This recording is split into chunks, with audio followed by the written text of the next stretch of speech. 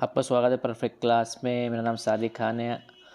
आज हम लेकर आए हैं एक और नई वीडियो प्रश्न बैंक विषय गणित कक्षा 10वीं की। तो जो प्रश्न बैंक है कक्षा 10वीं की, इसे आज हम सोल्व करेंगे। उसके डेली वीडियोस आपको मिलती रहेगी, हर एक क्वेश्चन को सोल्व करा जाएगा, उसके हर एक क्वेश्चन अपडेट आपके नोटिफिकेशन पर आ जाएगा।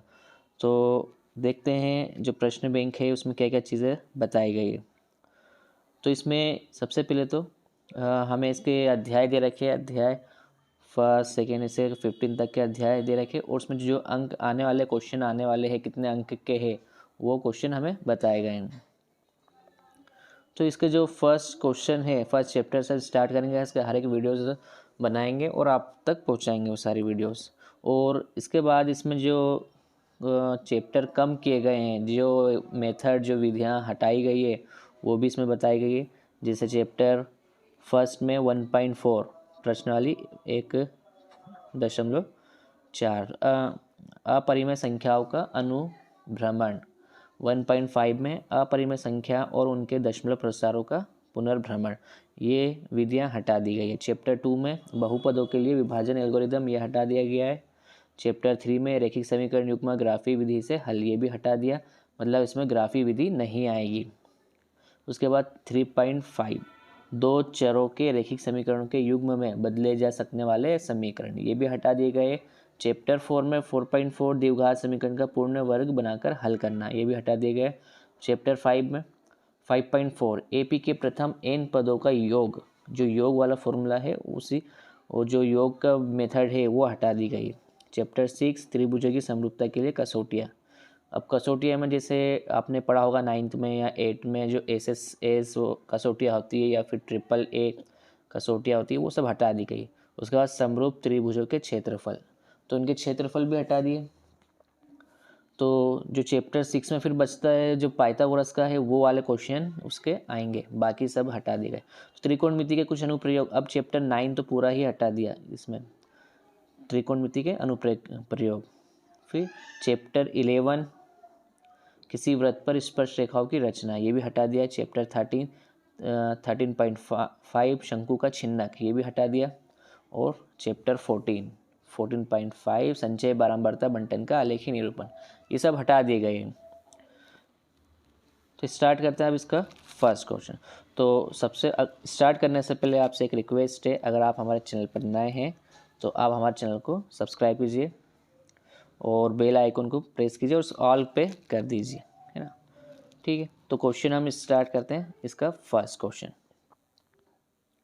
चैप्टर फर्स्ट है, उसमें सही फर्स्ट चैप्टर का फर्स्ट क्वेश्चन, सही विकल्प चुनिए। पहला है 96 और 404 का HCF होगा, तो इसको सॉल्व करेंगे तो इसका जो आंसर आएगा HCF वो आएगा 4। तो इसको आप यूक्लिड विभाजन से भी सोल्व कर सकते हो, इसको आप फैक्टराइजेशन मेथड, जो गुणनखंड विधि है, उससे भी आप सोल्व कर सकते हो। तो उसका आंसर आएगा B4।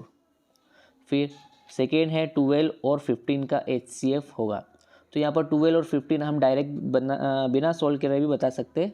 यहाँ पर जो ऑप्शन दिए A B C D, A3 B4 C10 और D5, तो 12 और 15 जो कि इनका कॉमन टेबल होता है 3 की टेबल में दोनों नंबर्स आते हैं, तो इसका डायरेक्ट HCF हो जाएगा 3। इसका आंसर है A, सेकेंड का आंसर A है। उसके बाद थर्ड का आंसर, दो संख्याओं का गुणनफल इक्वल 32 तथा उनका LCM 8 हो तो उनका HCF होगा। तो इसमें एक सिंपल मेथड है, अगर हमें इसको सोल्व करना है तो 8 और 32 आ रहा है, LCM 8 है और उनका गुणनफल 32 है। अगर हम 8 से 32 को डिवाइड कर दें तो 4 आएगा, तो इसका आंसर A है 4। फिर क्वेश्चन 4 और 7 का महत्तम समापवर्तक HCF होगा, तो 4 और 7 दोनों ही 7 तो प्राइम नंबर है और 4 कंपोजिट नंबर है, तो 4 2 की टेबल में आता है और 7 ओनली 7 की टेबल में आता है। इस कंडीशन में 1 2 3 4 जो ऑप्शन दिए उसमें से सिर्फ 1 ही एक ऐसा नंबर है जिससे हम इसे डिवाइड के रूप में शो कर सकते हैं। तो 4 और 7 का जो महत्तम समापवर्तक है HCF, वो इसकी A वैल्यू होगी 1 के रूप में, 1 होगा इसका। उसके बाद 5 किसी पूर्णांक m के लिए सम पूर्णांक निम्न स्वरूप का होता है, तो उसका A B C D option दे रखे, तो इसका जो आंसर है 2m के रूप में आएगा। किसी पूर्णांक m के लिए सम पूर्णांक में, तो उसमें 2m उसका आंसर आएगा, C आंसर है इसका 2m। 6 संख्याओं 5, 15 एंड 20 के लिए CM HCF का अनुपात होगा। तो अगर हम 5, 15, 20 का LCM और HCF दो LCM फाइंड करेंगे तो मैं उसकी वैल्यू बता दूं, उसकी वैल्यू आएगी 60, LCM की 60 आएगी और इसका HCF आएगा 5। तो अगर दोनों का अनुपात देखा जाए तो 60 और 5, तो दोनों जो आंसर है D 12:1, 12 अनुपात 1, ये इसका आंसर आएगा। सेकेंड क्वेश्चन, दूसरा प्रश्न है, रिक्त स्थान की पूर्ति कीजिए। फर्स्ट, भाज्य बराबर भाजक मल्टीप्लाई भागफल प्लस, तो यूक्लिड विभाजन एल्गोरिथम के अनुसार भाजक मल्टीप्लाई भागफल प्लस शेषफल, तो इसका जो यहाँ पर आएगा शेषफल। दूसरा है संख्याओं 8, 9 और 25 के HCF का मान होगा। तो 8, 9 और 25 तीनों नंबर्स का बता दें। तीनों नंबर्स अलग अलग टेबल में आते हैं, तो इस कंडीशन पर इसका HCF जो होगा वो 1 बनेगा, क्योंकि एक ही नंबर है जो इन सभी को डिवाइड कर सकता है। इसके अलावा और कोई ऐसा नंबर नहीं जो इन तीनों को एक साथ मतलब एक ही टेबल से डिवाइड हो जाए। तो ऐसा कोई टेबल नहीं है, इसलिए एक नंबर ही इसका आंसर होगा, HCF इसका आ जाएगा 1। थर्ड, तीसरा प्रश्न है, सत्य असत्य। दो धनात्मक पूर्णांक A और B दिए रहने पर ऐसी अद्वितीय पूर्ण संख्याएं Q और R विद्यमान है कि A बराबर BQ plus R, 0 greater than equal R, मतलब जो R है वो 0 से बड़ा है, 0 के इक्वल हो सकता है, उससे बड़ा हो सकता है, लेकिन B से छोटा रहेगा है।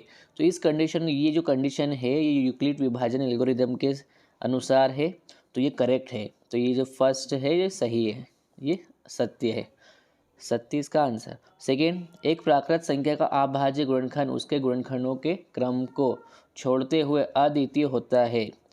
तो यहाँ बात करें अभाज्य गुणनखंड उसके गुणनखंडों को क्रम को छोड़ते हुए होता है, तो ये भी सत्य है।